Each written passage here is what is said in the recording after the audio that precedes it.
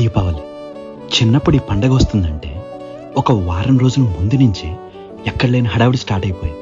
కానీ ఎందుకు ఇప్పుడు ఎగ్జైట్మెంట్ లేదు. పండగ అంటే బిజీ అయిపోయామా లేక పెద్దోళ్ళం అయిపోతే అన్నీ మారిపోతాయి ఏమో మరి.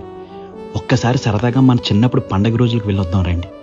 పండగకి చాలా రోజుల ముందు నుంచి గన్ అండ్ టేప్స్ కొనుక్కుని వాటిని పేల్చుకుంటూ జేమ్స్ బాండ్ రేంజ్లో ఫీల్ అయిపోయేవాళ్ళం. పండగ దగ్గరికి వచ్చేసరికి మా తాబులు చిచ్చుబుడ్లకు మందు కొనుక్కుని ఇంట్లోనే రెడీ చేసుకునేవాళ్ళం. ఇంకా పండగ ముందు రోజు నాన్నతో మార్కెట్కి వెళ్ళి ప్రమిదలు, ఒత్తులు, మనకు కావాల్సిన టపాసులు అన్నీ కొనుక్కుని రావడం. తెచ్చుకున్న క్రాకర్స్ అన్నీ డాబా మీదకి వెళ్ళి ఎండలో పెట్టేవాళ్ళం. వాటిని అరగంటకు ఒకసారి వెళ్ళి చూసుకుని రావడం. ఆ రోజంతా మనకు ఒకటే టెన్షన్, వర్షం వస్తుందేమో అని దేవుడికి దండం పెట్టుకుంటానే ఉండేవాళ్ళం రాకూడదని. ఇంకా సాయంత్రం అయిపోగానే క్రాకర్స్ అన్నీ పట్టుకుని ఇంటి బయటకు వచ్చి కాల్చడం స్టార్ట్ చేసేవాళ్ళం. మతాబులు, చిచ్చుబుట్లు, కాకరపోతులు, బాంబిల్లు, భూచక్రాలు, అశోక్ చక్రాలు, వాటిలో పెట్టి రాకెట్స్, ఇలా బుడ్డి ఐటమ్స్ కాల్చుకుంటూ మంచిగా ఎంజాయ్ చేసేవాళ్ళం.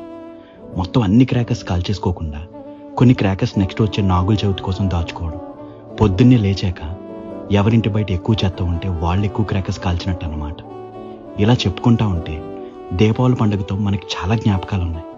ఏమంటారు? మీ మెమరీస్ కూడా కామెంట్స్లో షేర్ చేసుకోండి. ఉంటా అండి. హ్యాపీ దివాళీ. ఇట్లు మీ రైలింగ్ మోయ్.